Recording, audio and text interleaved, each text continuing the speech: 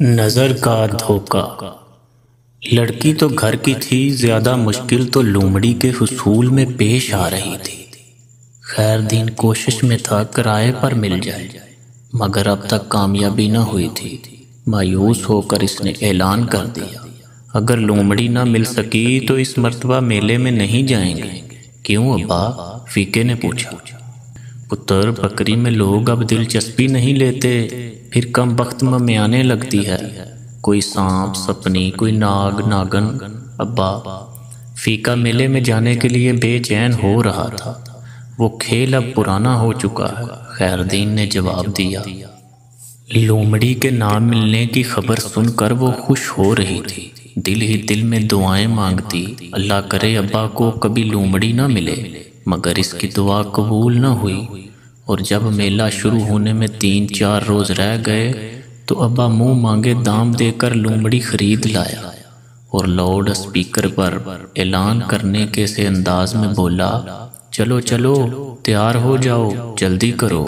ابا کا اعلان سن کر اس کا سر گھومنے لگا، میلے کا سارا شور کانوں میں گونجنے لگا۔ اسے لگا وہ موٹر سائیکل پر سوار موت کے کنویں میں نیچے ہی نیچے گرتی چلی جا رہی ہے۔ وہ کئی برسوں سے تماشا بن رہی تھی۔ اس کے چہرے کے ساتھ کئی طرح کے دھڑ لگتے رہے تھے، کبھی ناگن کا، کبھی بکری کا، کبھی لومڑی کا۔ ایک ہی پوز میں پیروں بیٹھے بیٹھے اس کی کمر دکھنے لگتی، ٹانگیں شل ہو جاتی۔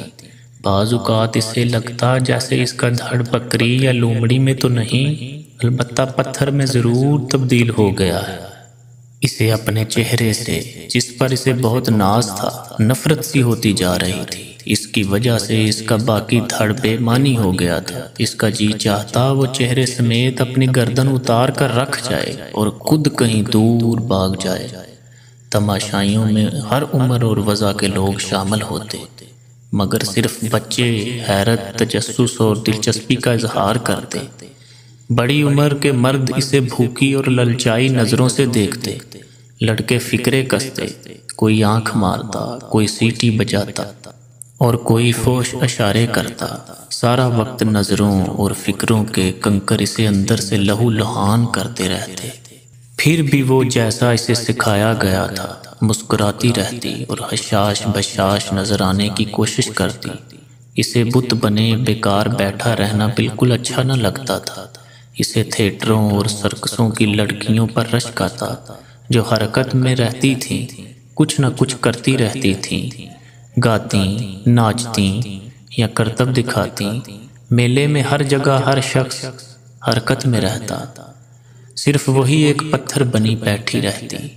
تھکن اور اکتاہٹ کا شکار ہو کر بھی اسے خوش و خرم نظر آنے کا سوانگ رچانا پڑتا، بیہودہ باتوں کو بھی خندہ پیشانی سے سہنا پڑتا، ناگوار چہروں کا بھی مسکراہٹ کے ساتھ استقبال کرنا پڑتا، اور یہ سلسلہ رات گئے تک چلتا رہتا۔ اور وہ اس قدر تھک اور اکتا جاتی کہ بعض اوقات اس کا جی چاہتا زور زور سے رونے اور چیخنے لگے۔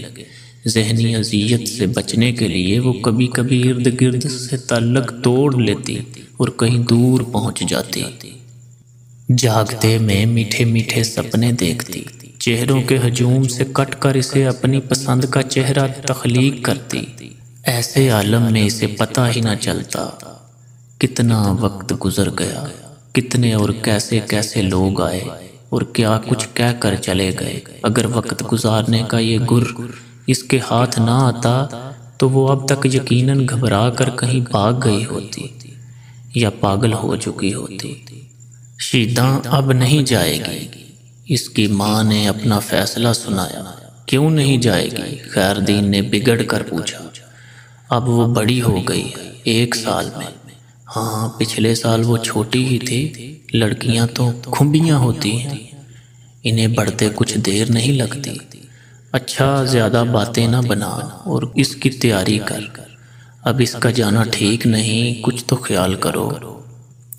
کچھ نہیں ہوتا، تم اپنی بک بک بند کر، میں اسے اکیلا نہ جانے دوں گی، ساتھ چلوں گی۔ تو وہاں کیا کرے گی؟ اس کا خیال رکھوں گی۔ خیر دین کو ہنسی آ گئی، بولا، سن رہے ہو فیقے، یہ اس کا خیال رکھے گی؟ کیوں ہم اس کے کچھ نہیں لگتے؟ باپ اور بھائی سے زیادہ لڑکی کی حفاظت کون کر سکتا ہے بیوقوف؟ جوان بیٹی کا خیال صرف اس کی ماں رکھ سکتی ہے۔ خیر دینا، کیوں پہلے ہم خیال نہیں رکھتے رہے؟ فیقہ بولا، کسی نے اس کا کچھ اتار لیا ہے کیا؟ تو چپ رہ فیقے، بھاگاں گرائی۔ ٹھیک ہی تو کہتا ہے فیقہ، پہلے کیا تم ساتھ جاتی تھیں؟ تب اور بات تھی، اب وہ جوان ہو گئی ہے تو ہم کیا اس سے؟ بس بھاگاں کو تیش آ گیا، جو منہ میں آتا ہے بک دیتے ہو۔ اچھا تو بھی اپنی بکواس بند کر، بیٹی کو کمائی کا ذریعہ بنایا ہوا ہے، شرم کرو۔ شرم کس بات کی؟ محنت کرتے ہیں، تماشا دکھاتے ہیں، اس دھوکے میں نہ رہنا خیر دینا کہ لوگ تماشا دیکھنے آتے ہیں۔ وہ تمہاری بکری یا لومڑی کو دیکھنے نہیں، تمہاری بیٹی کا چاند سا مکھڑا میلا کرنے آتے ہیں۔ اگر دیکھنے سے میلا ہوتا ہے تو ہونے دو۔ ہاں ماں، فیقہ بولا، لوگ آتے ہیں دیکھ کر چلے جاتے ہیں، کیا لیتے ہیں؟ شرم کر فیقے، تم فکر نہ کرو بھاگاں۔ خیر دین بولا، جیسی بھیجو گی ویسی ہی واپس لائیں گے۔ ہاں ماں، بے شک، تول لینا۔ فیقے نے مسخری کی، غیرت بھی کوئی چیز ہوتی ہے بے شرم، اس میں بے غیرتی کی کیا بات ہے اماں؟ لڑکی کا چہرہ لومڑی کا بدن نظر کا دھوکا۔ فیقے، اپنی ماں کو بتا کہ غریب آدمی کو پیٹ پالنے کے لیے 100 طرح کے جتن کرنا پڑتے ہیں۔ ہاں ماں، بہت پاپڑ بیلنا پڑتے ہیں۔ تم لوگ اب کوئی دوسرا دھندا کیوں شروع نہیں کر دیتے؟ اچھا وہ بھی کر دیں گے، چلو فیقے تم تیاری کرو۔ اور تیاری شروع ہو گئی۔ شیدہ نے اپنی ضرورت کی چھوٹی موٹی چیزیں، کپڑے اور برتن سوٹ کیس میں رکھنا شروع کر دی۔ گرمی اور حبس کے دن تھے، اسے پہروں اور پردوں کے درمیان جہاں ہوا کا گزر نہیں ہوتا تھا بیٹھنا پڑے گا۔ اس خیال سے باغا نے سارے کام چھوڑ کر اسے کپڑوں کا نیا جوڑا سی دیا۔ فیقے نے کناتیں، شامیانہ، میز، سٹول اور دوسرا سامان باندھ دیا، اور وہ چاروں خیر دین، فیقہ، لڑکی اور لومڑی منہ اندھیرے روانہ ہو گئے۔ میلے کا پہلا دن عورتوں اور بچوں کے لیے مخصوص تھا، اگرچہ اس میں بھی مردوں ہی کی تعداد زیادہ تھی۔ باتیں کرنے والی لومڑی میں بچے زیادہ دلچسپی لیتے تھے، اس لیے خوب بکری ہوئی۔ سارا دن ٹکٹ بکتے رہے۔ خیر دین بہت خوش تھا، اس نے دونوں وقت بہت اچھا کھانا منگایا، اسے آئس کریم بھی کھلائی اور چوڑیاں اور سک سرمے کے لیے بھی کچھ پیسے دیے۔ مگر اگلے روز بارش ہو گئی اور دن بھر وقفوں کے ساتھ بوندا باندی کا سلسلہ جاری رہا۔ کاروبار ٹھپ رہا، مگر اسے آرام کرنے کا موقع مل گیا۔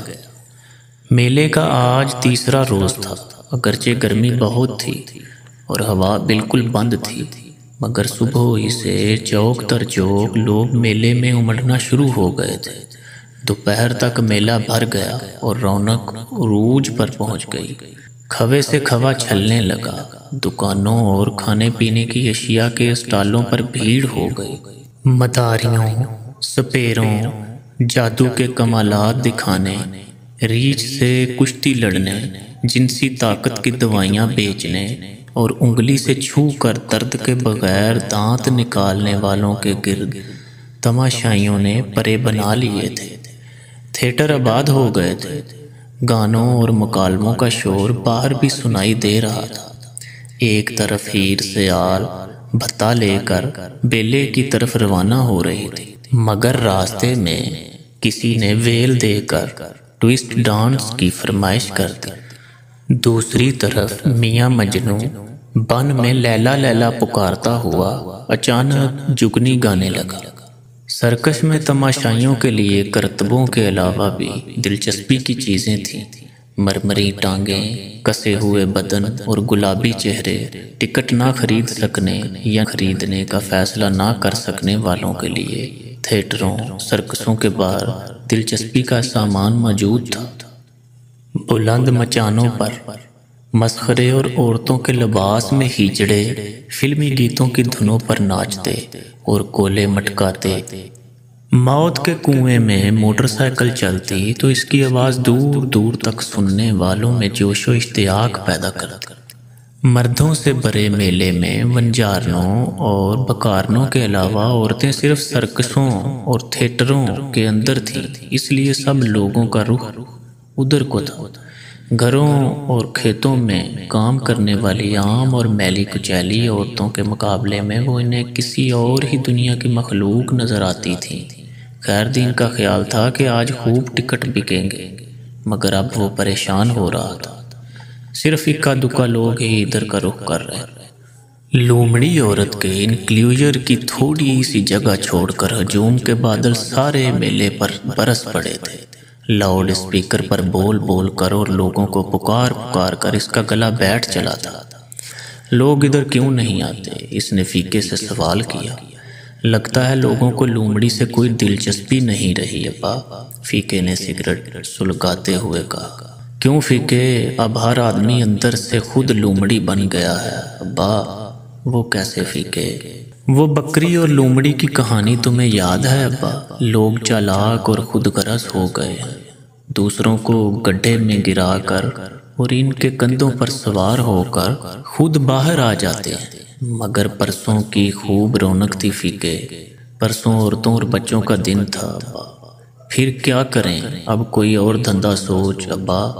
ہاں، تمہاری ماں بھی یہی کہتی رہتی ہے۔ خیر دین کو لومڑی پر اٹھنے والی رقم ضائع ہوتی نظر آ رہی تھی۔ وہ کوئی دوسرا دھندا شروع کرنے کے بارے میں پہلی بار سنجیدگی سے غور کرنے لگا، مگر پھر ایک عجیب بات ہوئی۔ سپہر کے قریب جب حبس بڑھ گیا اور سورج پوری آب و تاب سے چمک رہا تھا، ٹکٹ تیزی سے بکنے لگے اور پھر اس میں برابر اضافہ ہوتا گیا۔ پہلے تو وہ خوش ہوا، مگر پھر یہ دیکھ کر چونکا کہ اندر جانے والے باہر آنے کا نام نہیں لیتے، اور جن کو رش کی وجہ سے فیکا باہر نکلنے پر مجبور کر دیتا ہے، وہ نیا ٹکٹ خرید کر دوبارہ اندر آ جاتے ہیں۔ اس نے فیکے سے لوگوں کی غیر معمولی دلچسپی کی وجہ معلوم کرنا چاہی تو اس نے ہنس کر جواب دیا، بس بھیڑ چال ہے ابا۔ لوگ جدھر رش دیکھتے ہیں دیکھا دیکھی ادھر ہی کا رخ کر لیتے ہیں۔ ایسا کبھی کبھی پہلے بھی ہو جاتا تھا، اچانک تماشائیوں کا ریلا سا آ جاتا اور پھر موت اور گاہک کا کیا پتہ کب آ جائے۔ اس خیال سے وہ مطمئن اور مسرور ہوا اور دھڑا دھڑ ٹکٹ بیچنے میں مصروف ہو گیا۔ تماشائیوں کی تعداد اور جوش و خروش لمحہ بہ لمحہ بڑھتا گیا، یہاں تک کہ ٹکٹ لینے والوں کی پہلی قطار لگ گئی۔ اس کا ماتھا ٹھنکا، اس نے پھر فیکے کو اپنے پاس بلایا اور آہستہ سے پوچھا، خیر تو ہے؟ آخر آج کیا بات ہو گئی ہے؟ سب ٹھیک ہے ابا؟ کوئی بات تو ہے؟ بس ابا گرمی بہت ہے، فیکا ہنسنے لگا۔ یہاں کون سی برف پڑ رہی ہے فیکے؟ تم ٹکٹ بیچو ابا۔ مگر فیکے یہ اچانک، کچھ نہیں ابا، بس نظر کا دھوکا۔ فیکا ہنستا ہوا چلا گیا۔ اس کی سمجھ میں کچھ نہ آیا، مگر اسے فیکے کی ہنسی عجیب اور معنی خیز محسوس ہوئی۔